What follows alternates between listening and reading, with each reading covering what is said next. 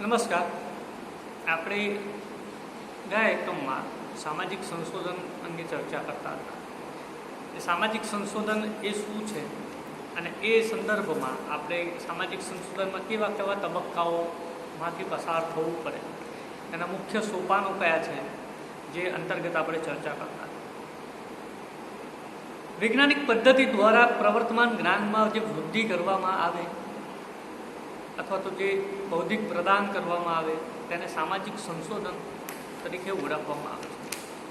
આ સામાજિક સંશોધનના સંદર્ભમાં આપણે વાત કરતા હતા કે સંશોધન વિષય અંગે વિચારણા કરવી અને પસંદગી કરવી. જે સંશોધન ક્ષેત્ર છે એ સંશોધન ક્ષેત્રને જે સમસ્યા છે, જે પ્રશ્ન છે, એ પ્રશ્નના ઉકેલ સંદર્ભમાં જે સર્વેક્ષણ કરવામાં આવે છે, સંશોધન કરવામાં આવે છે, એ પ્રશ્નની સમસ્યાની વિષય અંગેની માહિતી મેળવવી, એની અંગે વિચારણા કરવી અને પછી એની પસંદગી કરવામાં આવતી હોય તેવું જોવા મળે. આ વિષય ક્ષેત્રને પસંદ કરતી વખતે વિષય ક્ષેત્ર સમજવા માટે સંશોધનની શક્તિ, સાધનોની મર્યાદા, પ્રયુક્તિની ઉપલબ્ધતા, કઈ રીતે સંશોધન કરવું છે, પ્રમાણભૂત અને વિશ્વસનીયની માહિતી મેળવવાની જે ઉપલબ્ધતા છે અથવા તો સંભાવના છે કેટલી છે, સંશોધન ક્ષેત્રની હદ મર્યાદા શું છે, વગેરે બાબતોનો અભ્યાસ કરવામાં આવે છે. ત્યારબાદ આપણે જોઈ ગયા તેમ સંશોધન યોજના, રિસર્ચ ડિઝાઇનની માહિતી મેળવવામાં આવતી જોવા મળે છે, જેમાં માહિતીના સ્ત્રોત કયા છે, ક્ષેત્રીય સ્ત્રોત છે કે દસ્તાવેજી સ્ત્રોત છે, સંશોધન અભ્યાસનું સ્વરૂપ કેવા પ્રકારનું છે એનો પણ અભ્યાસ કરવામાં આવે છે અને તેની યોજના ઘડવામાં આવતી હોય તેવું જોવા મળે છે.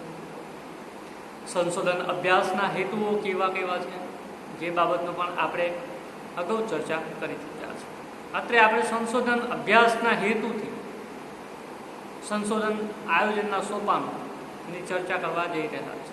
જે અંતર્ગત જોઈએ તો કેટલાક અભ્યાસો વર્ણનાત્મક માહિતી એકઠી કરવાના હેતુવાળા હોય છે, કેટલાક અભ્યાસો સમસ્યાનું નિવારણ કરવાના હેતુવાળા હોય છે અને કેટલાક અભ્યાસો સમસ્યાનું નિવારણ કરવાના હેતુની સાથે સાથે તેના ખ્યાલનું સ્પષ્ટીકરણ કરવાનું અથવા તો સિદ્ધાંત પર પ્રકાશ પાડવાનું કાર્ય કરતા હોય છે. ટૂંકમાં સંશોધકે પોતાના અભ્યાસના હેતુઓ પણ સામાજિક સંશોધન યોજનામાં સ્પષ્ટ કરવા જરૂરી જોવા મળે છે. ત્યારબાદ એ જ સંશોધન યોજનામાં આગળ જોઈએ તો સામાજિક સાંસ્કૃતિક ઐતિહાસિક સંદર્ભની સ્પષ્ટતા. સામાજિક સાંસ્કૃતિક ઐતિહાસિક સંદર્ભની સ્પષ્ટતાના સંદર્ભમાં વાત કરીએ તો યોજનામાં જે સ્થળનો સામાજિક સાંસ્કૃતિક સંદર્ભ તરીકે ઉપયોગ કરવાનો છે તેનો ઉલ્લેખ કરવો પણ જરૂરી બને છે. સામાજિક સાંસ્કૃતિક સંદર્ભની સાથે સાથે સામાજિક ઘટનાને યોગ્ય પરિપ્રેક્ષમાં સમજવા માટે ઐતિહાસિક સંદર્ભ લક્ષમાં લેવું એ પણ આવશ્યક બનતું જોવા મળે છે. ભૌગોલિક વિસ્તારની સ્પષ્ટતા પણ જરૂરી છે. જે ભૌગોલિક વિસ્તારમાં સંશોધન કાર્ય કરવાનું હોય તે અંગેનું વિધાન કરવાનું જરૂરી માનવામાં આવે છે. આ અંગેની સ્પષ્ટતા કરવાથી સંશોધન ક્ષેત્રની હદ મર્યાદા નિર્ધારિત થાય છે. સમયનો અંદાજના સંદર્ભમાં પણ રજૂઆત કરવામાં આવતી જોવા મળે છે. સંશોધન કાર્ય કેટલા સમયમાં પૂર્ણ થશે તેનો અંદાજ કાઢવામાં આવતો અને તેનો પણ સંશોધન યોજનામાં ઉલ્લેખ કરવામાં આવતો હોય તેવું જોઈ શકાય છે. અભ્યાસ માટે કેટલા કિસ્સાઓનું નિરીક્ષણ કરવાનું છે, કઈ બાબતમાં સંશોધનમાં સમાવિષ્ટ કરવી વગેરે બાબતો અહીંયા ધ્યાનમાં લેવામાં આવતી જોવા મળે છે. સમગ્રનો અભ્યાસ કરવાનો છે કે નિદર્શનો અભ્યાસ કરવાનો છે એ બાબત પણ અગાઉથી નક્કી કરવામાં આવતી હોય તેવું જોઈ શકાય છે અને જે સંશોધન યોજનામાં ઉલ્લેખ કરવામાં આવતો હોય તેવું જોવા મળે છે. ત્યારબાદ વાત કરીએ તો માહિતી એકત્રિત કરવા માટેની રીતો. સંશોધન વિષયની માહિતી એકત્ર કરવા માટે જે પ્રયુક્તિનો ઉપયોગ કરવાનો હોય તે સંશોધન યોજનાની સ્પષ્ટતા કરવી જરૂરી બને છે. માહિતી એકત્ર કરવા માટેની જે રીતો છે એ રીતો વિવિધ જોવા મળે છે, જેમ કે નિરીક્ષણ, મુલાકાત, અનુસૂચિ, પ્રશ્નાવલી, વ્યક્તિ તપાસ વગેરે. માહિતીના સ્વરૂપને, સ્ત્રોતને, કદને ધ્યાનમાં રાખી પ્રયુક્તિ કઈ વધુ ઉપયોગી બની શકે છે તે અંગે વિચારણા કરવાની રહે છે અને પ્રયુક્તિ અંગે યોજનામાં સ્પષ્ટતા પણ કરવાની જોવા મળે છે. સંશોધન એકમોની વ્યાખ્યા. વિજ્ઞાનમાં એકમ એટલે કે કોઈ એક સામાજિક પરિસ્થિતિ અથવા તો કોઈ એક વ્યક્તિ અથવા તો કોઈ એક ઘટનાનો ઉલ્લેખ કરવામાં આવે છે, જેનો સમગ્રપણે વિચાર કરવામાં આવે તો અભ્યાસનું એકમ નાનું હોય કે મોટું હોય, સાદું હોય કે જટિલ હોય વગેરે બાબત અંગે પણ સ્પષ્ટતા કરવામાં આવે છે, જે આપણે અગાઉ પણ એની ચર્ચા કરી ચૂક્યા છે. ગ્રંથાલયના ઉપયોગના સંદર્ભમાં પણ આપણે એની સ્પષ્ટતા કરી હતી. ગ્રંથાલયનો ઉપયોગ કેવી રીતે કરવાનો છે જે સંદર્ભમાં પણ આપણે ચર્ચા કરી ચૂક્યા છે. સંદર્ભ સૂચિ, એ સંદર્ભ સૂચિમાં કયા કયા સ્ત્રોત દ્વારા આપણે માહિતી એકત્રિત કરી છે તેના મથાળા સહિત જેમ જેમ આપણે આગળ વિચારતા જઈએ, કાર્ય કરતા જઈએ, તેમ તેમ જે સંદર્ભનો આપણે ઉપયોગ કરીએ છીએ તે પણ આપણે અંદર મૂકતા જવાનું છે. ત્યારબાદ મુખ્ય મુદ્દામાં જોઈએ તો સામાજિક સંશોધન સોપાનોમાં ત્રીજો મહત્વનો મુદ્દો છે એ ઉપકલ્પનાનું નિર્માણનો જોવા મળે છે, પૂર્વધારણાનો જોવા મળે છે. વૈજ્ઞાનિક સંશોધનનું આ ત્રીજું સોપાન એ સંશોધન યોજનાનો જ એક ભાગ છે.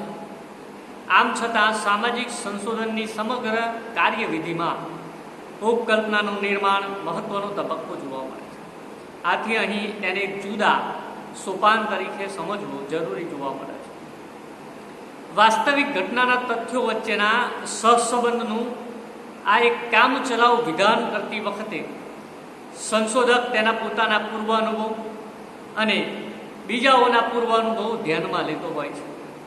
એટલે કે ભૂતકાળમાં પણ આવી જ ઘટનાઓ કે પરિસ્થિતિઓ જેના પર સંશોધન કરવાનું છે તેવી પરિસ્થિતિ સર્જવા માટે જે પરિબળો જવાબદાર હતા, કારણભૂત હતા કે કારણભૂત માનવામાં આવતા હતા, એવા પરિબળો પૂર્વ અનુભવને આધારે તારવીને તેમની વચ્ચેના સંબંધનું, તેમની વચ્ચેનો જે સહસંબંધ છે એનું સંશોધક પ્રશ્નરૂપ વિધાન કરતો હોય છે. આવા પ્રશ્નરૂપ વિધાન અને ઉપકલ્પના, પરિકલ્પના એ પૂર્વધારણાના નામે ઓળખવામાં આવે છે. ઉપકલ્પના નિર્માણમાં સંશોધક પોતાના તેમજ બીજાઓના પૂર્વ અનુભવોને ઉપયોગી બને છે. આ ઉપરાંત ઘટનાઓ અંગેના સંશોધક પોતાના નિરીક્ષણો, બુદ્ધિપૂર્વકની કલ્પનાઓ અને અભ્યાસ, સંભવિતતાઓ અંગે પોતાના વિચારો, સામાન્ય જ્ઞાન, પૂર્વ સ્થાપિત સિદ્ધાંતો વગેરે ઉપકલ્પનાઓનું નિર્માણમાં ફાળો આપતો હોય તેવું જોવા મળે છે. એટલે કે બધી બાબતોને આધારે સંશોધક ઉપકલ્પના રચતો હોય તેવું જોઈ શકાય છે. આ સિવાય આગળ એ જ બાબતમાં ઉપકલ્પનાના સંદર્ભમાં વાત કરીએ તો સંશોધક સોપાન તરીકે ઉપકલ્પનાની જરૂરિયાત એ રીતે છે કે સંશોધનમાં પ્રારંભ બિંદુ તરીકે અભ્યાસની તળેની ઘટનાઓને સંબંધિત કામચલાઉ ખુલાસો છે, જેની યથાર્થતા સંશોધન પ્રક્રિયા દરમિયાન ચકાસવાની રહે છે. આમ સંશોધન ઉપકલ્પના કે જે માહિતી એકત્રીકરણ કરવામાં આવે છે તેના દ્વારા ચકાસવામાં આવતી હોય તેવું જોવા મળે છે. મુખ્ય મુદ્દા કે મુખ્ય સોપાનોમાં ચોથો મુદ્દો છે માહિતી એકત્રીકરણ કરવાની પ્રવૃત્તિની પસંદગી. માહિતી એકત્રીકરણ માટે કઈ રીતની પસંદગી કરવામાં આવે જે બાબત અહીંયા સમાવેશ થાય છે. ઉપકલ્પનાનું નિર્માણ કર્યા પછી તેની ચકાસણી કરવાની, વિશ્વસનીય અને આધારભૂત માહિતી એકત્ર કરવા માટે જે રીતની પસંદગી કરવામાં આવે છે, રીતની પસંદગી કરતી વખતે સંશોધકે પોતાની ઉપકલ્પનાનું ક્ષેત્ર, મીન્સ કે અભ્યાસ ક્ષેત્ર, કાર્યક્ષેત્ર, માહિતીના સ્ત્રોત, માહિતીનું સ્વરૂપ, માહિતીનું ફલક વગેરે બાબતો પર ધ્યાન રાખવાની જોવા મળે છે. આવી પ્રવૃત્તિ અનેકવિધ છે, જેમ કે નિરીક્ષણ, મુલાકાત, પ્રશ્નાવલી, અનુસૂચિ, વ્યક્તિ તપાસ વગેરે પ્રવૃત્તિઓનો સામાજિક સંશોધનમાં વ્યાપકપણે ઉપયોગ થાય છે. સંશોધન સોપાનોમાં પ્રવૃત્તિની પસંદગી એ સોપાન અત્યંત મહત્વનું જોવા મળે છે. સંશોધન વિષયની પસંદગી કરતી વખતે માહિતી એકત્રીકરણનો આખો આધાર પ્રવૃત્તિની પસંદગી પર રહેલો છે. આથી સંશોધન વિષયને અનુરૂપ હોય તેવી પ્રવૃત્તિ પસંદ કરવી જરૂરી બને છે. બીજી રીતે કહીએ તો માહિતી કયા પ્રકારની, કયા સ્ત્રોતમાંથી મેળવવાની છે, પ્રાથમિક કે ગૌણ, તેમજ પસંદ કરેલા વિષયનું સ્વરૂપ કેવું છે, તેના હેતુ કયા છે, તે બધું ધ્યાનમાં રાખી યોગ્ય પ્રવૃત્તિની પસંદગી કાળજીપૂર્વક, વિચારણાપૂર્વક કરવાનું કામ એ આ તબક્કામાં થતું હોય તેવું જોવા મળે છે. ઉપકલ્પનાની ચકાસણી અને માહિતી એકત્રીકરણનો તબક્કો એ પણ મુખ્ય તબક્કા તરીકે જોવામાં આવે છે. અહીંયા માહિતી એકત્રીકરણ કરવાની રીતની પસંદગી બાદ ઉપકલ્પનાની ચકાસણી માટે માહિતી એકત્રીકરણ કરવામાં આવતું હોય તેવું જોઈ શકાય છે. ઉપકલ્પનાનું નિર્માણ ભલે ગમે તેટલું વ્યવસ્થિત રીતે અને કાળજીપૂર્વક કરવામાં આવ્યું હોય તો પણ જ્યાં સુધી તેની ચકાસણી કરવામાં ન આવે ત્યાં સુધી વિજ્ઞાનમાં તેનો યથાર્થ જ્ઞાન તરીકે સ્વીકાર કરવામાં આવતો નથી. ચોક્કસ પુરાવાને આધારે ઉપકલ્પનાની યથાર્થતા સિદ્ધ કરવી પડે છે. એટલે કે ઉપકલ્પનાની ચકાસણી કરવા માટે સંશોધકે અભ્યાસ સ્થળેની વાસ્તવિક ઘટના વિશે માહિતી એકત્રિત કરવી પડે છે. અને આ માહિતી એકત્રીકરણ કર્યા બાદ ઉપકલ્પનાની ચકાસણી કરવામાં આવે છે. માહિતી એકત્રીકરણ કરવા માટે વૈચારિક રીતે વિચારપૂર્વક પ્રયોગ અને અનુભવજન્ય કાર્યવિધિ કરવાની જરૂર રહે છે. બીજી રીતે કહીએ તો પોતાના સંશોધન વિષયને અનુરૂપ રીતની પસંદગી કર્યા પછી એ પ્રયુક્તિનો ઉપયોગ કરી સંશોધક અભ્યાસની માટેની જે ઘટનાઓ છે ઘટનાઓ વિશેની માહિતી મેળવે છે. એ માહિતી એકત્રીકરણ કરી એ માહિતીને આધારે ઉપકલ્પનાની ચકાસણી કરવાની હોય છે. સંશોધનમાં સંશોધકે પોતાની ઉપકલ્પના સાચી છે કે ખોટી તે પુરવાર કરવાનું હોય છે. અહીંયા ઉપકલ્પના સાચી છે તેવું પુરવાર કરવા માટે સંશોધકે પ્રારંભ કરવો જોઈએ. અહીંયા વૈજ્ઞાનિક સ્પિરિટ દાખવીને તેણે તટસ્થ રીતે ઉપકલ્પનાની ચકાસણી કરવી જોઈએ અને સંશોધનના અંતે હકારાત્મક કે નકારાત્મક એમ બેમાંથી ગમે તે એક પ્રકારના પરિણામ સ્વીકારી લેવા જોઈએ. સંશોધનના અંતે પોતાની ઉપકલ્પના ખોટી પડશે એવું લાગે તો પણ માહિતી સ્વીકારી લેવી જોઈએ અને ઉપકલ્પનાની તટસ્થ રીતે ચકાસણી કરી જે તારણ આવે છે એ તારણ રજૂ કરવા જોઈએ. ત્યારબાદનો જે તબક્કો છે એ તબક્કાને આપણે માહિતી પૃથ્થકરણ અને વિશ્લેષણ કે વર્ગીકરણના તબક્કા તરીકે ઓળખાવીએ છીએ. વૈજ્ઞાનિક રીતનો ઉપયોગ કરી સંશોધક માહિતી મેળવે છે, પરંતુ આ માહિતી કે હકીકતોને જ્યારે તેમની વચ્ચેના તાર્કિક સંબંધને આધારે જોડવામાં આવે છે ત્યારે તે અર્થપૂર્ણ બને છે. આમ મેળવેલી માહિતી અને હકીકતોના પૃથ્થકરણ અને વર્ગીકરણ કરવામાં ન આવે તો તે વચ્ચેનો સંબંધ સ્પષ્ટ રીતે સમજી શકાય નહીં અને વૈજ્ઞાનિક સિદ્ધાંત કે તારણ આપવાનું કાર્ય થઈ શકતું નથી અને માટે જ છૂટી છવાઈ માહિતી તદ્દન બિનઉપયોગી બની જાય છે. અને આથી સંશોધક એકત્ર કરેલ માહિતીને હકીકતોને વર્ગીકરણ કરવાની જુદી જુદી હકીકતો વચ્ચે જોવા મળતા સંબંધને આધારે તેમની વચ્ચે જોડાણ કરવાની કોઈને કોઈ પદ્ધતિ અવશ્ય અપનાવે છે. હકીકતોના વર્ગીકરણનું સ્વરૂપ કેવું હશે તેનો આધાર અભ્યાસના સ્વરૂપ પર, મેળવેલી હકીકતોની ચોકસાઈ અને પૂર્ણતા પર અને હકીકતો વિશે સંશોધકની સૂઝ પર રહેલો જોવા મળે છે. યંગ કહે છે કે વર્ગીકરણ વધુ સારું અને ઉપયોગી તારણ બનાવવા માટે માહિતીને શક્ય એટલા ઓછા વર્ગોમાં વહેંચવી, કારણ કે એકમો જેટલા ઓછા હશે તેટલે અંશે માહિતી અર્થ સભર તથા સરળતાપૂર્વક ધ્યાન પર આવી શકે છે. એકઠી કરેલ માહિતી સમાનતા અને વિભિન્નતા જોવા મળતી હશે તેને આધારે તેનું વર્ગીકરણ કરવું. સામાન્ય રીતે એકત્રીકરણ કરેલી માહિતીમાંથી કેટલીક માહિતી એવી પણ હોય કે જેને સંશોધકે તૈયાર કરેલી વર્ગીકરણ યોજનામાં કોઈ પણ યોજનામાં સમાવી શકતી ન હોય તો આવી માહિતીને નેગેટિવ કેસ તરીકે ઓળખાવી શકાય અને તેના માટે કાં તો નવા સ્પષ્ટીકરણની જરૂર પડે છે અથવા તો વર્ગીકૃત યોજનાનું વિસ્તરણ કરીને વધારાની કેટેગરી કે શ્રેણી દાખલ કરવી પડતી હોય તેવું જોવા મળે છે. પરંતુ યંગ કહે છે તે મુજબ કોઈ પણ સંજોગોમાં આવી માહિતીને વર્ગીકરણની સ્વીકારેલી સ્કીમમાં મારી મચેડીને લાદવી અથવા તો મારી મચેડીને એને ગોઠવવીનો પ્રયાસ કરવો જોઈએ નહીં. આવી માહિતીને સ્પેશિયલ મટીરિયલ તરીકે અનામત કે રિઝર્વ રાખવી જોઈએ એવું જોવા મળે છે. બધી માહિતી એકત્રીકરણ થઈ ગયા પછી વર્ગીકરણની કાર્યવાહી કરી શકાય તેવું જોવા મળે છે. વૈજ્ઞાનિકો વિજ્ઞાનના સંદર્ભમાં વાત કરીએ તો જ્યારે માહિતી એકત્રીકરણની કામગીરી કરતા હોઈએ છીએ ત્યારે તેની સાથે સાથે માહિતી વર્ગીકૃત કરવાની કોઈ યોજના અપનાવી ચૂક્યા હોય છે. આવી યોજના ભલે પ્રારંભિક સ્વરૂપની હોય પણ વર્ગીકરણ કોઈને કોઈ યોજના તેમના મનમાં રમતી જોવા મળે છે અને માહિતીના એકત્રીકરણ વખતે વધતે ઓછે અંશે તેનો ઉપયોગ પણ થતો હોય તેવું જોઈ શકાય છે. ત્યારબાદ જે તબક્કો છે એ તબક્કાને આપણે અંતિમ તબક્કા તરીકે ઓળખાવી શકીએ અથવા તો તેને સંશોધનના તારણો કે સામાન્યકરણનો તબક્કા તરીકે ઓળખાવી શકાય.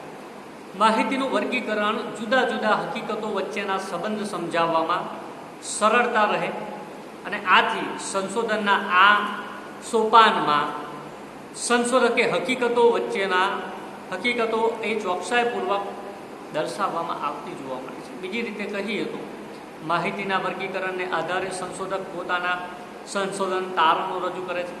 આવા તારણો જેમાં રજૂઆત કરવામાં આવે છે તેને સંશોધન અહેવાલ કહેવામાં આવે છે. આ જ બાબતને વધુ સ્પષ્ટ રીતે કહીએ તો છૂટીછવાઈ ઘટનાઓ કે બનાવો કે હકીકતોને વિજ્ઞાનનો સંબંધ નથી. વિજ્ઞાનીઓ હેતુ સપાટી પર દેખાતી વિભિન્નતાની અંદર રહેલી સમરૂપતાને શોધવાનો કાર્ય કરે છે. આવી સમરૂપતા અંગે વિજ્ઞાનીએ કરેલા વિધાનો સંશોધનના તારણો છે. વિજ્ઞાનીઓ ઘટનાનું સંશોધન કરી તારણો તારવે છે. તારણો કેવળ ઘટના પૂરતા મર્યાદિત રહેતા નથી. આ ઘટના જેવી જ બધી જ ઘટનાઓને આ તારણો લાગુ પડે છે. એક ઘટનાનો અભ્યાસ કરી તારણો તારવવામાં આવે છે અને એ તારણો એક જ વર્ગની ઘટનાઓ પર લાગુ પાડવામાં આવે છે. એ પ્રક્રિયાને સામાન્યકરણની પ્રક્રિયા તરીકે ઓળખવામાં આવે છે. વધુ સ્પષ્ટતા કરીએ તો ઘટના અમુક ભાગનો અભ્યાસ કરીને મેળવેલા તારણો એ સમગ્ર સમષ્ટિને ઘટનાને લાગુ પાડવામાં આવે ત્યારે તેને સામાન્યકરણ કર્યું કહેવાય, ત્યારે તેને જનરલાઇઝેશન કર્યું કહેવાય. એકમનો અભ્યાસ કરીને જે શોધ કરવામાં આવે છે એ શોધના તારણો એ સમગ્ર પર લાગુ પાડવાની પ્રક્રિયાને સામાન્યકરણ તરીકે ઓળખવામાં આવે છે. લાંબા સમય સુધી હકીકતોનો અભ્યાસ કર્યા પછી તાર્કિક રીતે સામાન્યકરણ કરી તેને લાંબા સમય સુધી ચકાસવાનું કાર્ય કરવામાં આવે છે અને પછી તેમાંથી સિદ્ધાંતની રચના થતી હોય છે. આમ સામાજિક સંશોધનના જે સોપાનો છે એ સંપૂર્ણપણે અલગ નથી પરંતુ એક સાથે પરસ્પર લંબી જોવા મળે છે. વાસ્તવમાં તે સંશોધન પ્રક્રિયા સૂચવે છે. સંશોધકે સંશોધન વિષયની પસંદગીથી માંડી સામાન્યકરણ સુધીની જે લાંબી અને જટિલ પ્રક્રિયામાંથી બહાર પસાર થવું પડે છે તે સંશોધન અંતે તો વ્યક્તિગત સાહસ બની રહે છે. સંશોધનની સફળતા મહત્ત્વનો આધાર એ સંશોધક પર રહેલો છે અને એ જ સંદર્ભમાં આ સંશોધનને એ પરિપૂર્ણતા આપતો હોય તેવું જોવા મળે છે. આમ મિત્રો, આજે આપણે સંશોધન સોપાનની માહિતી મેળવી અને આ જ સંદર્ભમાં આગળ ફરી એકમમાં સામાજિક સંશોધનનું મહત્ત્વ, એના હેતુ અંગે વિસ્તૃત ચર્ચા આપણે નેક્સ્ટ એકમમાં કરીશું. અસ્તુ.